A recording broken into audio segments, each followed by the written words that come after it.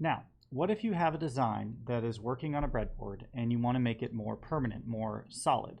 Well, there's a technology for that. There's a thing called a protoboard, and I have some different examples of those here, which is basically something that has the same electrical design as a breadboard, but it can be soldered onto. Let's look at what I'm talking about. A breadboard, as you know, and here I have a sample little part of a circuit that's pretty simple. This is an LTH155001. It's a infrared-based proximity detector. And it's actually two components in one. And the top component is just a little LED that sends out infrared light up there. So the way I'm powering it, which is the standard way, is I have a resistor, 330 ohm resistor, coming out of power into the upper left leg of this component. And then I need to provide ground on the right side, so I'm using a black wire here to jumper from there to ground. That's how I would build this circuit, this part of the circuit. I'm missing some other components, but I've simplified for the sake of this simple little model here. So this is how I'd build this on a breadboard. Let's remember that a breadboard, this one happens to be missing its sticky back, so we can see all the connections. These connections run across, and they run up and down on the sides. Fine. So there's this thing called a protoboard, which has a larger outline than the breadboard, but the important parts are the same size and shape. That's all these holes and all these holes. And you might think, well, I don't know how those are attached to each other. And it's actually a little more subtle to see how the connections here work. But look carefully, and you can see some little horizontal connections there. This is actually connected to this, is connected to this, is connected to this, is connected to this. They're not vertically connected. So actually the wiring in this is the same as a breadboard. It's not super obvious on this one. I have another example, which is a half-size protoboard, where it's more obvious. Because if you look at the back, you see, okay, the copper-colored stuff, the gold-colored stuff, that is the connection. It's very clear that these connections are built the same as these. So fundamentally, if we build a circuit over here, we can just transfer it to one of these, pin for pin. And it will become more solid. It will become like shake-proof. You'll not be able to yank a component out by accident. And it would be more suitable for mounting in a permanent project. Of course, once you've soldered it, the counterpoint is that it's harder to change. You can change things once they're soldered, but it takes a little bit of effort. It's annoying. But let's learn how I would transfer this to this half-size protoboard. Of course, I'm just using the very top row, so either of these would do perfectly fine. I'll use the smaller size just to save a little bit of space. So step one is I'm going to get the components ready to be soldered onto this. And I'm just going to move the camera up because I'm actually going to put the protoboard in this nice little vise I have. Now, you may not have a vise like this, but it's lovely to be able to control the position of the protoboard for your own soldering comfort. And having this in a vise like this allows me to actually flex the position in a lot of dimensions, which just makes it easier to use. Any way you can hold this thing stable will be fine. So doing the transfer, okay, we can truly just match pin for pin. Like we can just be careful about it, match pin for pin. And if this one works electrically, and we should test it before doing the final installation, but if this one works electrically, then this one should work electrically too. I'll start with the resistor, which goes from the positive power rail up to pin A1. Now, unlike a breadboard, I can actually stick this thing all the way through. It'll look like that, right? Because there's just air behind it. It just goes like that. So actually, this is ideal. You want to stick things all the way through. You don't want stuff sticking out of your protoboard because it is more liable to have errors. You're liable to have some piece of metal touch some other piece of metal in a way that's a mistake. So starting with that. Step two, and I'm just transferring exactly pin for pin. This is the infrared proximity component. I'm going to get all 4 legs of it plugged in the right way, which looks about like that. And there's another component that I haven't put in here yet. That's the jumper wire. So should I take this black jumper wire and jumper from here to there? No.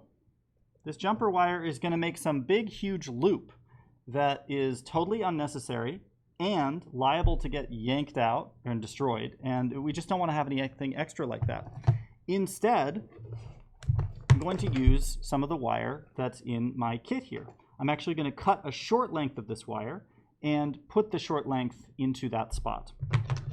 So I'll cut about 1.5 inches or something to start. We can always make it shorter. And I'll begin by stripping off leads on either side, like that. My thumbnails are not what they used to be. Okay, so now I've got some short little length of wire. Well, what I'm going to do is stick one end of that into there, and notice, oh, it's actually too long. But I can see that if I were to cut the insulation starting at where my thumb is, it would actually be perfect. It would be this beautiful little connection. So I'm going to try to cut the insulation at that point. Just take that off. Re-bend it, and I hope I got the length right, but I might not have. That's pretty good. Notice that that connection is really low and tight to the board. It's just way better than having wire loops flying around in the sky. So this is the protoboard version of this circuit. Now the soldering I'm going to do is not on the top side. I'm going to actually flip this thing over on its back to do the soldering. But before I flip it, I better make sure that my components don't fall out. So I'm gonna take the board out of the holder for right now and just tilt it on its side and just show you that I'm bending the legs out in such a way that I'm keeping the components locked into the board. Like that. So I can flip it upside down now, no problem. The back side is relatively anonymous looking. I can't tell from this side what's the resistor, what is the wire, whatever. It doesn't matter though.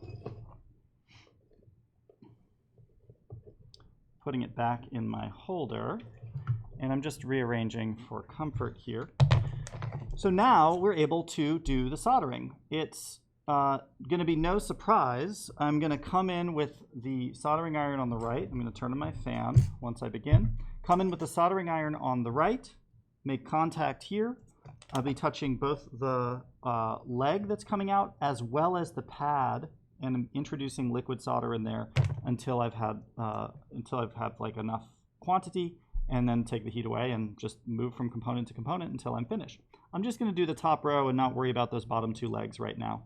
So here's what that looks like.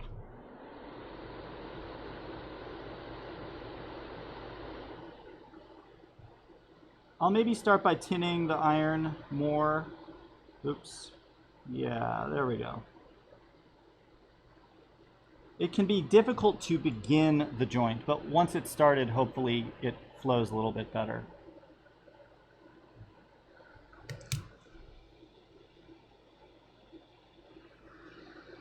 Force this thing to focus in the right plane. Ah.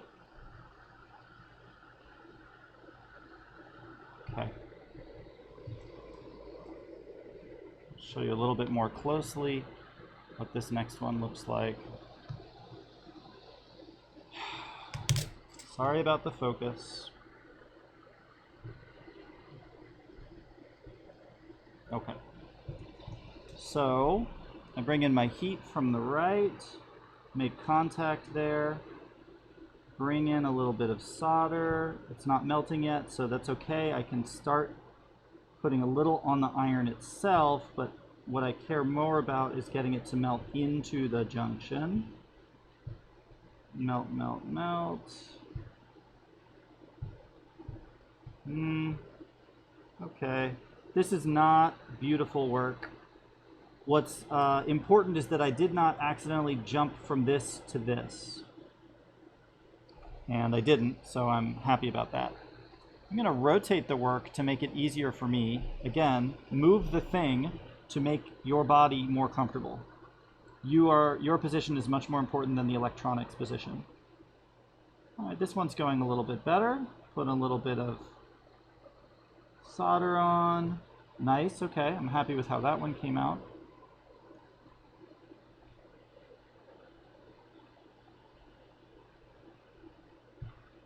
Okay. And just two more, that and that.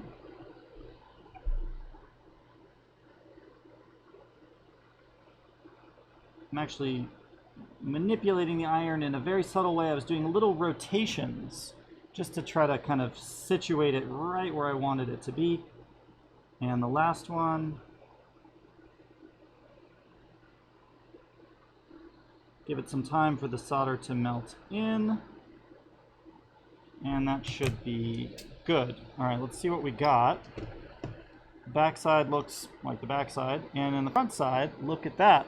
So pretty. So we can actually see that the solder has poked through, and it's made it all the way through the hole, like up here and over here, and that's completely fine. It's good, in fact. It's the right amount of solder. It should be on the tops of the holes here and here. Now, notice an interesting thing that happened in the case of the jumper wire. See how there's actually less insulation than there used to be? Like this jump here is kind of extra large in a funny way. What happened is that the insulation melted back. It got hot enough that some of the black just melted back up the wire. That's what I suspect. It's possible I pushed the wire through in a bad way, but I think it melted it a bit. So that's going to happen. This is unlikely to accidentally touch something, so I think it's okay. And it's pretty solid. It's not going anywhere. Now, we're not actually done here, because what if in the back, oops, these wires touched each other? Then all of our pretty careful work on the front would be for naught. We'd have a short there, which is not okay. So there's a tool that we have here in the lab that unfortunately you don't have in your kit. It's called a diagonal flush cutter. And its job is to make nice little snips like that, so we can really get rid of any wire, stray wire that would be hanging out. You can, however, use the tool that's in your kit and just do your best to try to cut those wires pretty short. It's not going to be as good as the true diagonal flush cutter. There's a lot more length on this, but on the other hand, it's not going to reach all the way over and touch that. So just give those wires as good of a haircut as you can, given the tools available to you. And I'll just finish up using the specialized tool just so I can show you what the ideal is. There you go. Solid connections that aren't going to go anywhere. This part is fixed. They're all great. I hope you got the electronics right, because if at this point you didn't, you'll need to go back in, melt the solder, and pull out any parts that are trouble. This, in this form, should last for decades, many decades, inside of some enclosure, inside of some electronics.